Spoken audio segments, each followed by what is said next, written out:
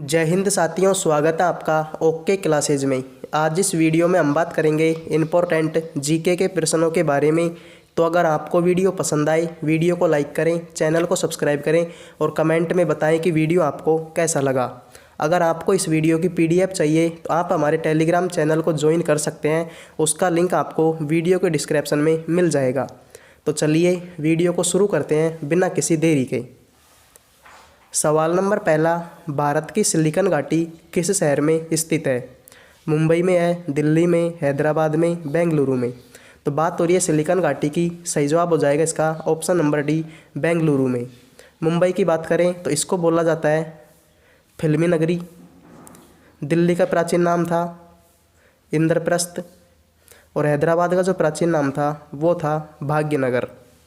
बहुत सारे एग्जामों में इसको पूछा भी गया है कि हैदराबाद का प्राचीन नाम क्या था, तो उसका सही जवाब हो जाएगा भाग्यनगर। तो सिलिकॉन घाटी सही जवाब हो जाएगा इसका बेंगलुरु। अगले प्रश्न की बात करें तो किस वर्ष दिल्ली भारत की राजधानी बनी थी? आपको तो पता होगा दिल्ली से पहले भारत की राजधानी क्या थी? कोलकाता, जो कि वर्तमान में क्या है, पश्चिम बंगाल की राजधानी। तो दिल्ली भारत की राजधानी कब बनी? 1911, 1912, 1910, 1905। तो इसका सही जवाब हो जाएगा option number B, option number A 1911 में। 1905 की बात करें तो इस टाइम पर क्या हुआ था? आपने सुना होगा बंगाल विभाजन। तो बंगाल विभाजन कब हुआ था? सन 1905 में। और दिल्ली भारत की राजधानी कब बनी थी? 1911 में। अगले प्रश्न की बात करें तो किस ग्रह को पृथ्वी की जुड़वा बहन के रूप में जाना जाता है? बृहस्पति को, मंगल को, शुक्र को, शनि ग्रह को। तो पृथ्वी की जुड़वा बहन किसको बोला जाता है? ऑप्शन नंबर सी, शुक्र ग्रह को। एक प्रश्न और आता है शुक्र ग्रह से, सुबह का तारा या फिर शाम का तारा किसको बोला जाता है? वो भी किसको बोला जाता है? शुक्र ग्रह को। बृहस्पति की बात करें तो बृहस्पति इस ब्रह्मांड में सबसे बड़ा ग्रह कौन सा हो जाएगा? बृहस्पति। बृहस्पति जो है सबसे बड़ा ग्रह है। मंगल ग्रह की बात करें तो इसको लाल ग्रह के नाम से भी जाना जाता है। और शनि ग्रह की बात करें तो इससे एक प्रश्न आता है कि ऐसा कौन सा ग्रह है जिसके चारों ओर वलय है? वलय आ सकता है या फिर एग्जाम में पूछा जा सकता है कि ऐसा कौन सा ग्रह है जिसके चारों ओर छल्ला है। तो वो कौन सा ग्रह हो जाएगा? ऑप्शन नंबर डी, शनि ग्रह। तो प्रश्न था पृथ्वी की जुड़वा बहन, सही जवाब हो जाएगा इसका शुक्र ग्रह। अगले प्रश्न की बात करें तो कपास के लिए कौन सी मिट्टी सबसे उपयुक्त है? लाल मिट्टी है, रेगुर मिट्टी है, जलोढ़ मिट्टी है या फिर लोम मिट्टी। तो कपास के लिए सबसे उपयुक्त मिट्टी की बात हो रही है, सही जवाब हो जाए इसका रेगुर मिट्टी। और इसको बोला जाता है काली मिट्टी। रेगुर मिट्टी का ही दूसरा नाम क्या है? काली मिट्टी। जलोढ़ मिट्टी की बात करें तो सबसे उपजाऊ मिट्टी। प्रश्न आ जाए कि सबसे उपजाऊ मिट्टी कौन सी होती है, तो वो कौन सी होती है? जलोढ़ मिट्टी। अगले प्रश्न की बात करें तो भारत का नेपोलियन नाम से कौन प्रसिद्ध है? समुद्रगुप्त है, चंद्रगुप्त है, कुमारगुप्त है, हर्षवर्धन। तो भारत का नेपोलियन किसको बोला जाता है? ऑप्शन नंबर ए, समुद्रगुप्त को। प्रश्न का सही जवाब हो जाएगा समुद्रगुप्त। कुमारगुप्त की बात करें तो आपने सुना होगा नालंदा विश्वविद्यालय। तो नालंदा विश्वविद्यालय की नींव किसने रखी थी? कुमारगुप्त ने। हर्षवर्धन से एक प्रश्न आता है कि चीनी यात्री जो हेनसांग है वो किसके शासनकाल में भारत आया था? तो उसका सही जवाब हो जाएगा हर्षवर्धन के शासनकाल में। तो भारत का नेपोलियन कौन है? समुद्रगुप्त। अगले प्रश्न की बात करें तो भारत में सबसे बड़ा नदी बेसिन कौन सा है? गोदावरी है, नर्मदा है, यमुना है, गंगा है। तो भारत का सबसे बड़ा नदी बेसिन कौन सा हो जाएगा? ऑप्शन नंबर डी, गंगा नदी का। अगले प्रश्न की बात करें तो अमरकंटक किस नदी से उत्पन्न है? यानी अमरकंटक से कौन सी नदी उत्पन्न होती है? महानदी होती है, गोदावरी होती है, नर्मदा होती है, कृष्णा होती है। तो अमरकंटक से कौन सी नदी उत्पन्न होती है? ऑप्शन नंबर सी, नर्मदा नदी। प्रश्न आ जाए कि नर्मदा नदी का उद्गम कहाँ से होता है? अमरकंटक से। गोदावरी नदी की बात करें तो इसका उद्गम कहाँ से होता है? त्रियंबकेश्वर से। गोदावरी नदी का उद्गम कहाँ से होता है? त्रियंबकेश्वर से। और कृष्णा नदी का उद्गम कहाँ से होता है? महाबलेश्वरम से, महाबलेश्वरम से। तो अमरकंटक से कौन सी नदी का उद्गम होता है? ऑप्शन नंबर सी, नर्मदा नदी का। अगले प्रश्न की बात करें तो दुनिया की सबसे बड़ी ताजे पानी की झील कौन सी है? सुपीरियर झील है, मिशिगन झील है, मलावी झील है या ग्रेट बियर झील है। तो सबसे बड़ी ताजे पानी की झील कौन सी हो जाएगी? ऑप्शन नंबर ए, सुपीरियर झील। और सबसे बड़ी जो खारे पानी की झील है खारे पानी की झील है उसका नाम क्या है, और उसको आपको कमेंट में बताना है। तो सबसे बड़े खारे मीठे पानी की झील कौन सी हो जाएगी, सुपीरियर झील, और सबसे बड़े खारे पानी की झील कौन सी है उसको आपको कमेंट में बताना है। अगले प्रश्न की बात करें तो किस वर्ष पहले आम चुनाव हुए थे, 1921 में, 1942 में, 1950 में, 1951 में। तो सबसे पहले आम चुनाव किस वर्ष हुए थे, ऑप्शन नंबर डी 1951 में। 1942 की बात टाइम पर क्या हुआ था, भारत छोड़ो आंदोलन। भारत छोड़ो आंदोलन कब हुआ था, 1942 में। 1942 की बात करें तो इस टाइम से एक प्रश्न और आता है क्रिप्स मिशन से। तो क्रिप्स मिशन भी कब का है, 1942 का। और एक प्रश्न और आता है करो या मरो का नारा कब दिया था, भारत छोड़ो आंदोलन के टाइम पर, और वो कब हुआ था, 1942 में। अगले प्रश्न की बात करें तो किस राज्य में पहली बार पंचायती राज की शुरुआत हुई थी, बिहार, राजस्थान, पंजाब, हरियाणा। पंचायती राज की शुरुआत की बात करें तो ये हुई थी 2 अक्टूबर 1959 को। 2 अक्टूबर को होता है गांधी जयंती।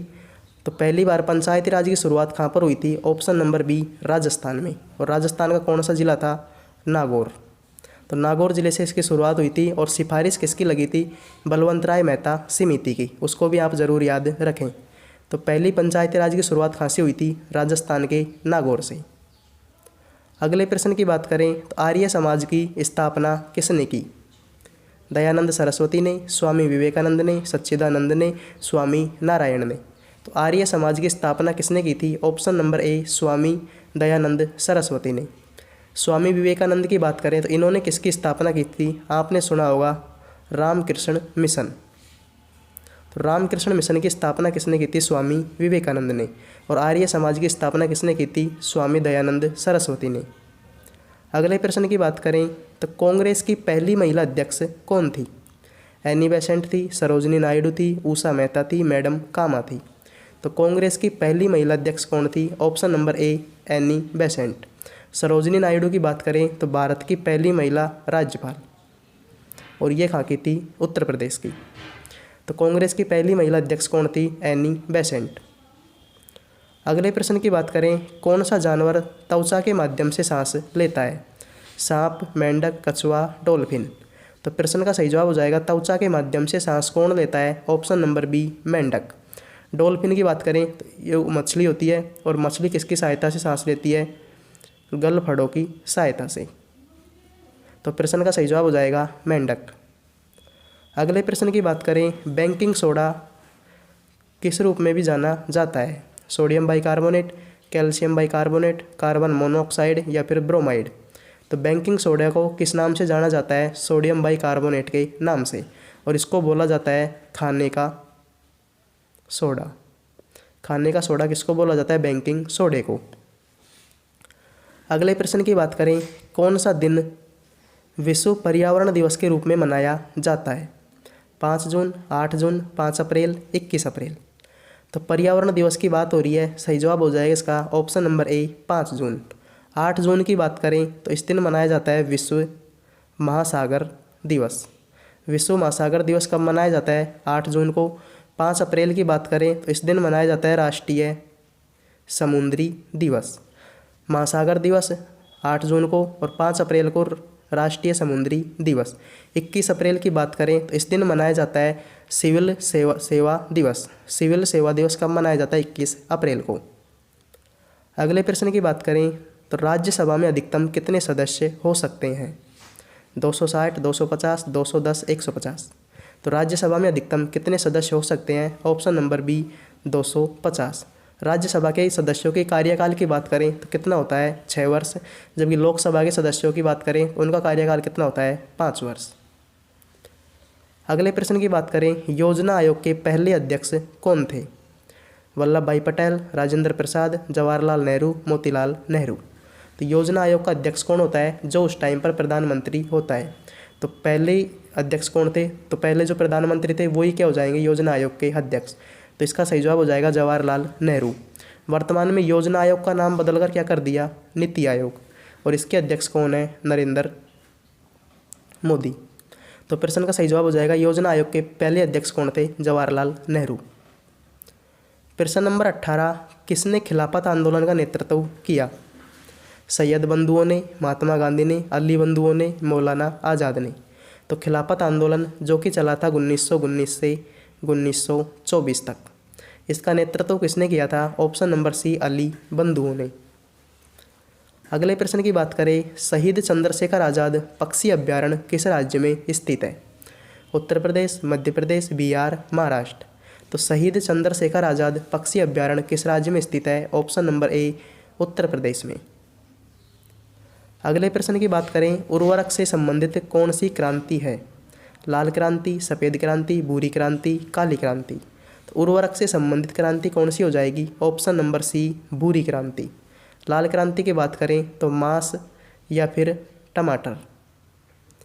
मांस या टमाटर उत्पादन से कौन सी है? लाल क्रांति। सफ़ेद क्रांति की बात करें तो दूध उत्पादन से, और काली क्रांति की बात करें तो कच्चे तेल के उत्पादन से। क्रांति, भूरी क्रांति, लाल क्रांति मांस और टमाटर, सफ़ेद क्रांति दूध, और काली क्रांति कच्चे तेल के उत्पादन से। तो आज के लिए इतना ही। आई होप आपको वीडियो पसंद आया होगा। अगर पसंद आया हो तो वीडियो को लाइक ज़रूर करें।